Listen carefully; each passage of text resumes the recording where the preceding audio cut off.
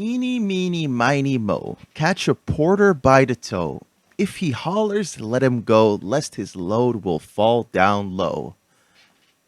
What the fuck does that mean?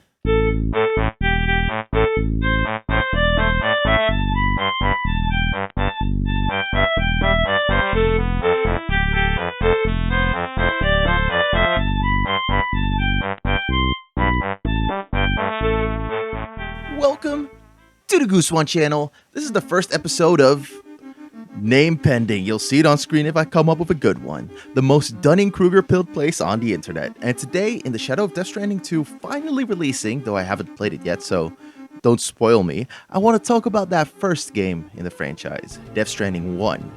Death Stranding is probably in my top 5 games of all time. I don't know if I could name 5 other games I'd actually put above it in good faith. It's just such an incredible experience, the perfect mix of gameplay and story where one truly does really heavily elevate the other. To avoid spoilers, I won't really go into that statement, but maybe watch out for a future video. Besides, you're not here for all that, are you?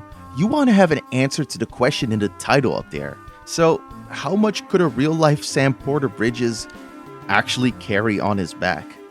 At the very beginning of the game, Sam is, at maximum, able to carry 120 kilograms of cargo on his back. And the rest of his body, of course. Further, through a series of upgrades facilitated by the combined powers of friendship and just heaps and heaps of cardio, Sam is able to increase his carrying capacity to a whopping 150 kilograms. So, a range of 120 to 150 kilograms, or in freedom units, about 260 to 330 pounds. How does that stack up to a real-life human? One interesting thing I found out near the beginning of research for this video is the real-life Japanese practice of boka, or step cargo. These real-life porters carry supplies to places that vehicles simply can't reach, most often in especially mountainous or rocky regions. To crib even more from this Kotaku article I found, here's a clip of Agiwara, one of those real-life porters. Masato says he regularly carries stacks of around 220 pounds, or about 100 kilograms, which was actually a lot closer to the in-game numbers than I was expecting to find. Seems Kojima was a lot more grounded with his fictional porters than I figured initially. Still, these numbers don't show us the limit, the true boundary where the human body begins to fail. Beyond that, this very interview also makes it clear that these porters are encouraged to take breaks and not overdo it, not to push their body to those limits. And that makes sense. I'm glad they don't. They shouldn't be guinea pigs testing the limits of the human body. They should just be people doing their jobs. We've already got other people working on that, so what can a person carry without breaking their back right in half? Now, most studies looking into real-life carrying capacity look at the limit of comfort. What's the most someone can comfortably carry? And this makes a lot of sense. I doubt you could get an ethics committee to pass a study testing how much people can carry without snapping their backs in half. These studies show maximum comfortability weights of about 18 kilograms or 41 pounds, which is a far cry from both Sam's and Masato's maxima. The fact of the matter is that direct tests of the human body's capacity to not snap under immense weight are few and far between. Soldiers, for example, carry from 30 to 60 kilograms of equipment, which they seem to be able to comfortably carry. But there's simply no study of how much someone can carry without snapping right in half. If we look at strongman competition records, however, we can find weights of up to 228 kilograms, or just about 500 pounds. Now, this is far above Sam's carrying stats, which you'd think would go to show that Sam is definitely far from superhuman. But the thing about these records is that these strongmen are not lugging these weights anywhere, or for a long time at all. They're staying right there on that stage and probably collapsing right to the floor after their few seconds of super strength. So, that's it.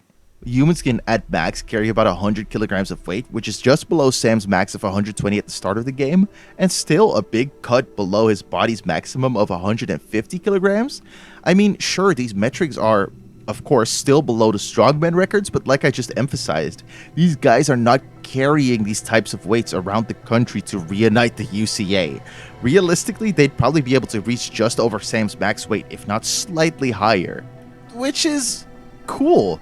You'd expect numbers like these to be off in one way or another, just to compensate for the fact that real-life physics is often not super fun in a gameplay context. So the fact that these numbers are so close is super cool to actually find. But there's more. Sam's got exoskeletons. See, throughout the course of the game, Sam is able to obtain a variety of exoskeletons from the new people he connects to the network. From the speed skeleton that allows him to traverse even faster, to the all-terrain skeleton that allows him to traverse the mountainous regions of the game even better, to the one we really care about, the power skeleton.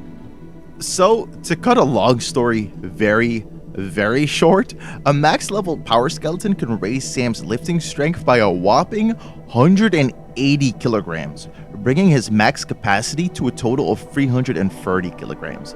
This is, for context, heads and shoulders above any strongman record, barring Eddie Hall's massive 500 kilogram deadlift. Though this took a minute of setup and was in his hands for less than a few seconds. Not to downplay the incredible achievement, but it's got nothing on Sam being able to carry more than half of that across a country on his back. But that comparison's a bit unfair, right? We should be comparing this to other exoskeletons. But even when we do that, this weight differential is simply just unmatched. I can't find any exoskeleton, neither a DIY YouTube one, though the Hacksmith's Fallout Power Armor build is looking very promising, nor even on the commercial side of things. There are real-life examples like the Guardian XO, which can bring someone's lifting strength up to about 200 pounds, but this is still nowhere near Sam's max strength with the Power Skeleton. So that's it. Sam Porter Bridges has impressive, if not entirely superhuman strength, while his exoskeleton manages to lift him squarely into the realm of science fiction. That sounds about right? But again, it's not all. When Sam reaches his maximum lifting cap, he doesn't just break his back instantly and give you a game over screen. He becomes trudged, a status that any other game like Skyrim would refer to as over-encumbered. He becomes slow, lumbering, and most importantly, a lot more clumsy. But he can still walk. So how much can he really carry? Thanks to, again, the incredible sleuthing and scientific work of blogger Mike Fay, again, check his website out, we can find Sam's exact max lifting strength. This max is not a factor of Sam instantly dying upon lifting this, more so that he just can't fit any heavier stuff anywhere on his body. So with all this stuff equipped, Sam's max lifting strength comes to a genuinely spine-breaking 1,033.5 kilograms, which Faye refers to as a hyperload. And this definitely seems in the realm of superhuman.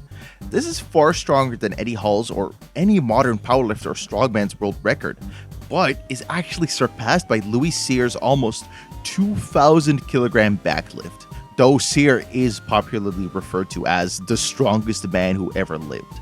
So even when we take Sam to his furthest limits, he can't manage to be more than a really strong guy and is sadly outclassed by the literal strongest guy ever, which is fine. I was just hoping he'd be a bit more superhuman. Though, you know, he might get something more in Death Stranding 2. It's not like I've played it yet. So, you know what I've been ripping off for this video. It's Game Theory. Of course it's Game Theory. If you find a better name for my version of Game Theory, please tell me in the comments. I might already have one, but if the time this releases, it'll probably be in the title. But, you know, I could change it. It's only episode 1.